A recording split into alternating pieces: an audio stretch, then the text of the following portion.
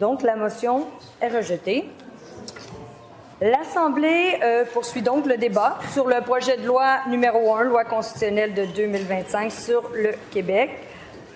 Donc, est-ce qu'il y a des interventions?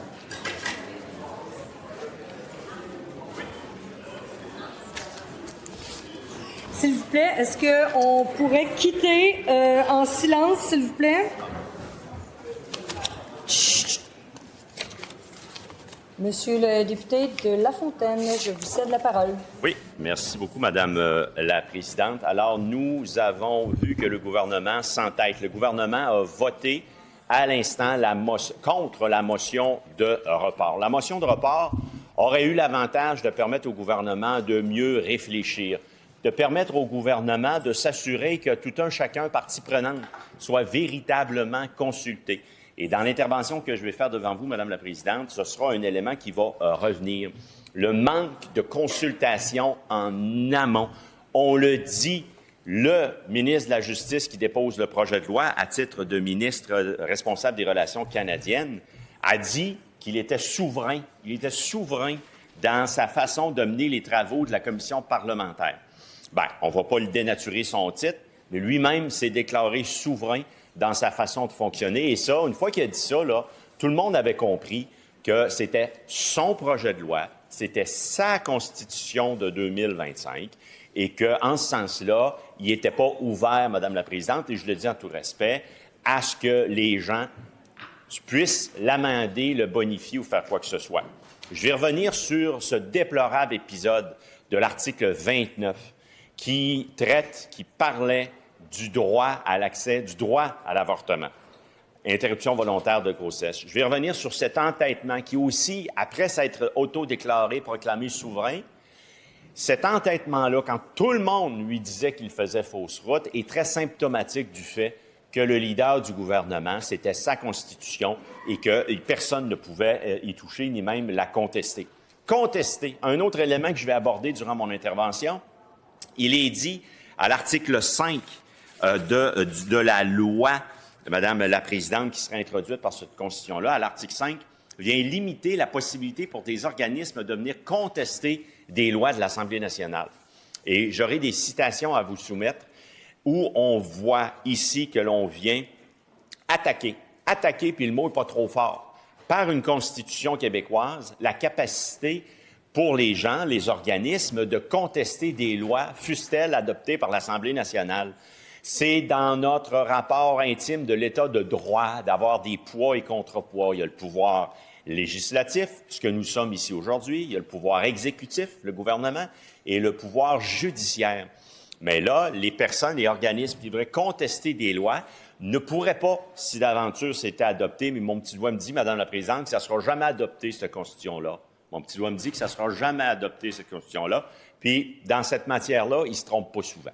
Je referme la parenthèse. Alors, de venir quand même qualifier le gouvernement parce qu'il l'a déposé, qualifier par son entêtement qui se poursuit, qualifier, Madame la Présidente, un gouvernement qui veut non seulement ajouter à l'usage déraisonnable, injustifiable de la clause non-obstant, un usage qui vient faire en sorte de passer la gratte dans tous les droits et toutes les libertés fondamentales des Québécoises et Québécois sur des projets de loi où on dit on prend les 38 articles de la Charte québécoise des droits et libertés, puis on les suspend, on veut absolument pas que ça soit contesté. Ça, c'est la loi du cadenas, c'est l'approche du cadenas. Bien, on aurait voulu, parce que je commence déjà à utiliser un temps de verbe au passé, nous aurions voulu du côté du gouvernement faire en sorte d'ajouter un autre cadenas en disant non seulement je passe la gratte dans vos droits par l'usage préventif, total, et non pas dans une optique de protéger des droits, mais de brimer des droits. Je passe la gratte dans vos droits et libertés en utilisant la clause dérogatoire. Mais ce premier cadenas-là, il aurait voulu ajouter un autre cadenas qui faisait en sorte qu'en plus, vous ne pourrez même pas, parce que là, il y a un débat judiciaire en Cour suprême sur la loi 21, nonobstant la clause dérogatoire. Mais là, vous n'auriez même pas eu, à sa face même, loisir de déposer un recours judiciaire.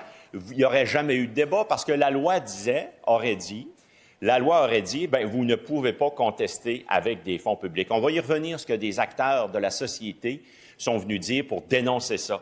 Ça attaque les fondements même de notre État de droit. Des gens, Madame la Présidente, qui, sur plusieurs sujets, dans plusieurs autres sujets, ne sont pas d'accord, puis ils auront l'occasion d'argumenter dans la société civile. Bien, le ministre a eu le tour de force de rassembler énormément d'acteurs qui, sur bien d'autres enjeux, ne s'entendent pas, mais là-dessus s'entendent tous.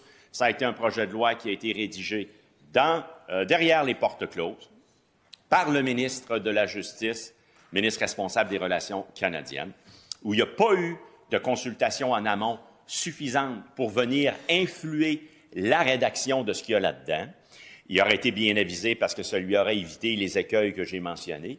Et le débat à l'Assemblée nationale à minuit moins une d'un gouvernement en fin de régime n'est pas du tout le contexte dans lequel on pourrait prétendre dire, ben oui, ce sera une bonne chose, oui, on ferait avancer le Québec sur une constitution québécoise. Et j'aurai l'occasion aussi, Madame la Présidente, de vous dire que le principe même d'une constitution québécoise, c'est pas nouveau au Parti libéral du Québec. J'aurai l'occasion de revenir sur un cours historique sur d'où ça vient au Parti libéral du Québec, dans l'ordre fédératif, dans l'ordre au sein même du Canada. Il est tout à fait permis, comme le fait la Colombie-Britannique, d'avoir une constitution au niveau du Québec, constitution d'une province. Et ça fait longtemps que ça mijote au sein du Parti libéral du Québec, mais maintenant, reste à savoir qu'est-ce qu'on met là-dedans. Reste à savoir qui, comment, combien de temps et de fois seront consultés. Puis je vous parlerai des peuples autochtones, Madame la Présidente, et Inuit, les Premières Nations et Inuit, qui n'ont pas du tout été non seulement consultés, mais qui se retrouvent aucunement, à part 2 mentions, si ma mémoire est exacte, dans les considérants, il n'est aucun endroit fait mention des Premières Nations et Inuits.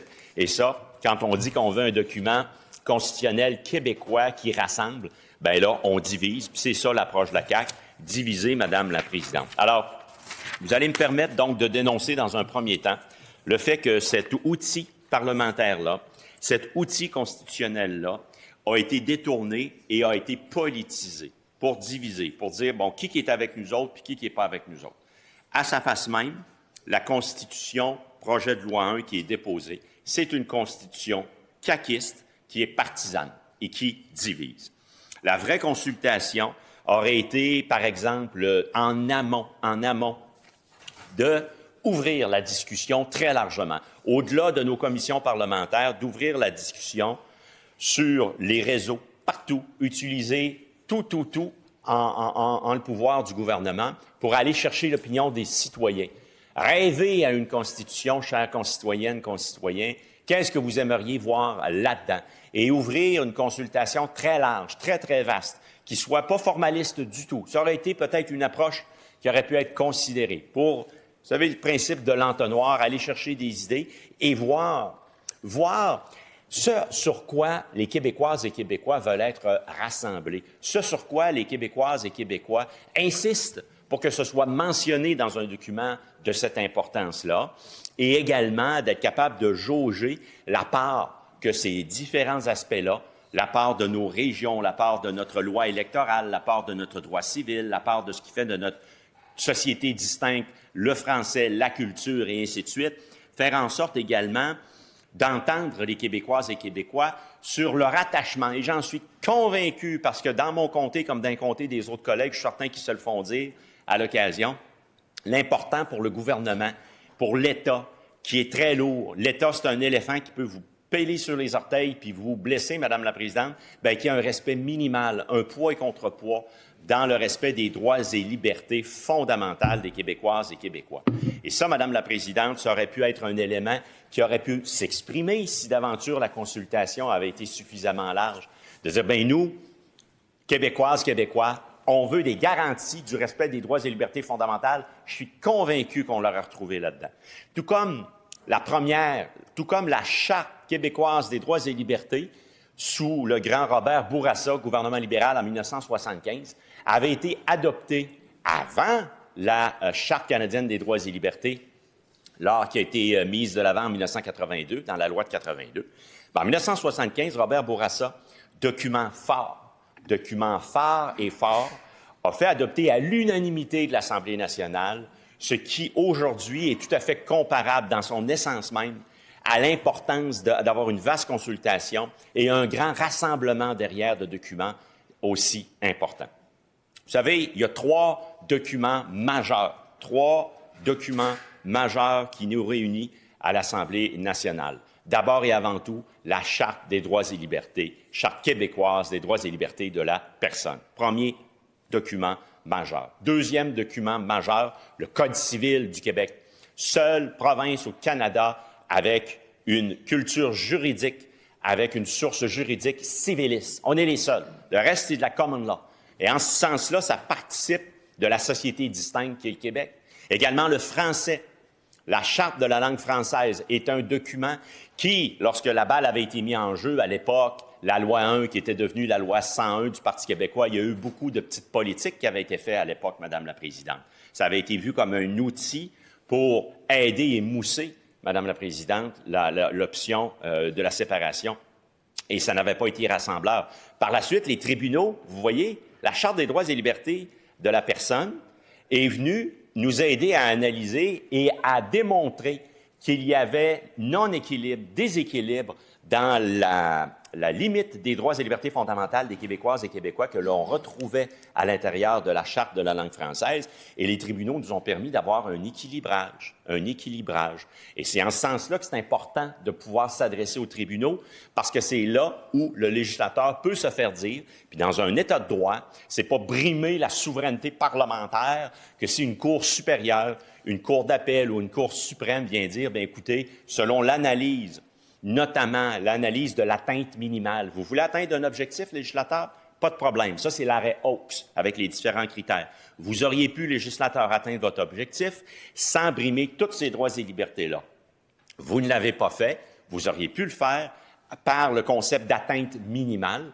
Et là, vous auriez pu remettre de l'avant certains droits et libertés, respecter des lois et libertés fondamentales, corriger le tir, et le législateur s'exécute, corrige le tir. C'est comme ça que dans un État de droit, on doit fonctionner. Donc, Robert Bourassa, 1975, grand premier ministre du Québec, fait adopter à l'unanimité la Charte québécoise des droits et libertés de la personne. À l'unanimité. Code civil, société distincte. Charte de la langue française, qui a été réajustée à bon droit, à juste titre, par les différentes cours, et notamment en matière d'affichage, Madame la Présidente. Je vais vous donner cet exemple-là. En matière d'affichage, les tribunaux avaient démontré que d'imposer l'affichage en français uniquement brimait de façon déraisonnable et injustifiable dans le cadre d'une société libre et démocratique la liberté d'expression, notamment des citoyens et des citoyennes, évidemment. Alors, en ce sens-là, l'équilibrage qui a été fait, ça a été d'un Robert Bourassa de dire, bien, ce sera, je pense que c'est l'article 55, je vais de mémoire, ce sera prépondérance, une nette prépondérance au français. Ça, c'est une approche rassembleuse de Robert Bourassa qui est venu nous aider à amender la Charte de la langue française et qui est venu participer de façon très positive au vivre ensemble. Il n'y a pas personne après ça qui est venu contester ça, prépondérance du français. Ça participe de notre façon de vivre, d'un modus vivendi, et les gens, non seulement s'accommodent de ça, mais trouvent que c'est raisonnable, que ça justifie. Ça, ce compromis-là est venu des suites d'un débat judiciaire. Alors, quand dans son projet de loi d'une constitution, il est dit, Madame la Présidente, il est dit que à l'article 5, je vais vous lire l'article 5. L'article 5, sur la loi, dans la loi introduite, là, la loi sur l'autonomie constitutionnelle, il est dit, et ça vaut la peine de le lire, il est dit la chose suivante. Le Parlement du Québec, ça c'est dans le projet de loi 1 de la Constitution qui verra jamais le jour, ça, sous cette mouture. Le Parlement du Québec peut, dans une loi, déclarer que celle-ci ou l'une de ses dispositions protège la nation québécoise ainsi que l'autonomie constitutionnelle et les caractéristiques fondamentales du Québec. Bon, parfait. Le législateur dit ça. Qu'est-ce que ça veut dire? Paragraphe qui suit. Aucun organisme ne peut, au moyen de sommes provenant de fonds consolidés du revenu ou des autres sommes provenant d'impôts, de taxes, de droits ou de sanctions prélevées en application d'une loi du Québec, contester. J'arrête ma lecture là, l'article continue, mais aucun organisme avec des produits, des taxes et impôts, de l'argent public, même des droits de votre membership, si vous me permettez l'expression, vous pouvez contester une loi. Ça, c'est le deuxième cadenas qui s'ajouterait à la clause non-obstant. Alors qu'une Constitution, Madame la Présidente, c'est plutôt des ailes que l'on veut voir là-dedans. C'est pas des cadenas que l'on veut voir. Alors, ça fait dire quoi, ça, la limitation de la capacité de contester? Ça fait dire au barreau du Québec, et je vais citer le barreau du Québec, le projet de loi constitutionnelle de 2025 introduit des mécanismes qui menacent la séparation des pouvoirs, musellent les contre-pouvoirs, créent une instabilité juridique et affaiblissent les droits fondamentaux. Fin de la citation. On n'aurait pas pu trouver citation plus juste, mais également plus assassine que celle que le barreau a exprimée à juste titre. Et au Parti libéral du Québec, sous Charles Milliard, nous sommes 100% d'accord avec ce que le barreau du Québec affirmait. Un projet de loi qui vient limiter la capacité des organismes de contester des lois du Québec, c'est faire fi du pouvoir judiciaire. Je veux bien croire que nous, là, Madame la Présidente, là, on est législateurs, mais ça ne nous donne pas tous les droits dans l'équilibrage d'une société, justement, de droit, dans un ordre constitutionnel, puis assez ironique que c'est dans le projet de constitution du gouvernement caquiste que de venir enchasser ça puis de dire vous n'aurez pas le droit de contester, alors que l'on devrait avoir un document phare qui vient encadrer, oui, mais qui vient garantir, non seulement dans la lettre, dans l'esprit, dans les faits également, garantir les droits et libertés fondamentales. Ça veut dire quoi, ça? Ça veut dire, par exemple, qu'une université ne pourrait pas contester une loi du Québec s'il était démontré qu'elle utilise, entre autres, pour ce faire, les frais de scolarité. Alors, l'université, Madame la Présidente, devrait démontrer qu'en rien la dépense qui est de contester une loi devant les tribunaux n'est payée directement ou même indirectement par les frais de scolarité. Il a eu dans les histoires du Québec, Madame la Présidente, puis on était au gouvernement où des universités ont contesté des lois, ils ont eu gain de cause. Et ça participe non seulement de leur autonomie, mais je vous dirais même de leur responsabilité et de leur devoir, de dire ce qu'ils ont à dire, de faire ce qu'ils ont à faire et d'éclairer un gouvernement. C'est sûr, si le gouvernement ne veut pas être éclairé, si le gouvernement ne veut qu'en faire qu'à sa tête, ce que l'on sent dans ce projet de loi-là, bien, c'est sûr qu'on arrive avec de telles choses inacceptables. Les villes ne pourraient pas utiliser leurs taxes municipales pour contester. Quand on sait que la première source est immensément, je pense 95% des sources de revenus, on me corrigera si j'ai tort, 95% des sources de revenus des municipalités, c'est les taxes foncières. Alors, les municipalités ne pourraient plus du tout contester des lois du gouvernement. Rappelez-vous de Stablex. Dans le dossier Stablex, bien, la municipalité qui était touchée avait le droit de regard. Elle avait le droit de dire, écoutez, nous, on est contre ça parce que vous ne respectez pas telle loi, tel règlement, tel décret. Vous ne respectez pas telle loi fédérale, telle loi provinciale. Stablex, finalement, aura été imposé par bâillon. Mais c'est un autre exemple où je suis certain que les résidents de la municipalité étaient d'accord avec la municipalité puis leurs élus, la mairesse, entre autres, pour dire, écoutez, on va contester ça. Oui, faites-le. On attend ça de vous. C'est votre responsabilité. Alors, les universités ont des responsabilités, les municipalités ont des responsabilités, mais dans les deux cas que je vous ai mentionnés, ils seraient empêchés. Mais ça n'arrivera pas. Ça n'arrivera pas. Cette loi-là ne sera jamais adoptée. Dieu merci. Parce que c'est une loi liberticide. C'est une loi caquiste qui nous fait penser aux pires heures des gouvernements péquistes, qui vient brimer nos droits et libertés fondamentales, qui a été rédigée non seulement sur le coin de la table, mais dans un bureau clos, à porte close. Il n'y a pas eu de consultation des citoyens, des experts, Madame la Présidente. On a mis là-dedans des choses qui étaient tout à fait condamnables. Entre autres, qui venaient mettre à risque, en péril, l'accès l'interruption volontaire de grossesse. Ça a été dit et redit. Sa collègue était déjà passée à travers ça et avait dit que le gouvernement n'ira pas là-dedans. Mais le souverain ministre de la Justice avait décidé de le mettre là-dedans. Puis il en aura fait à sa tête jusqu'à la dernière minute. Là, il a annoncé qu'il va le mettre de côté. Ben, Madame la Présidente, si c'est pour voter une constitution d'un souverain qui dit c'est moi qui ai le crayon, puis ça va passer par là, puis je vais vous rajouter des cadenas dans votre capacité de contester les lois du bon souverain à l'Assemblée nationale, bien, nous, Madame la Présidente, au Parti libéral du Québec, sous Charles Milliard, on va voter contre ça. Puis, Madame la Présidente, c'est exactement ce qui est au cœur du débat, puis ce qui va faire partie de la prochaine élection. Prochaine élection, la CAQ, c'est fini. Oubliez ça, c'est fini, c'est fini, c'est fini, c'est fini. Je ne parlerai même pas des derniers sondages, c'est fini, la CAQ. Fini. Et la collègue de Sanguinette puis le collègue de Lévis, ils ont bien beau avoir démontré une certaine énergie samedi matin à se coltailler, à se crêper le chignon, puis Madame la Présidente, dans leur débat, à s'accuser, imaginez-vous donc, à s'accuser l'un l'autre de péquistes. Vous dire comment c'était rendu bas, là, ça s'accusait de péquistes. Alors, Madame la Présidente, ça ne changera rien. La prochaine élection, ce sera très clairement un choix, deux options. La séparation du Québec, les turbulences économiques, la division à la force 10, changer les caquistes par les péquistes, non merci. L'autre option, ce sera le Parti libéral du Québec, sous Charles Milliard, qui va faire de l'économie, de la défense de nos droits et de donner les services publics les priorités. Et c'est ça qui nous attend, Madame la Présidente. L'espoir est en chemin. Merci, Madame la Présidente. Je vous remercie, Monsieur le député.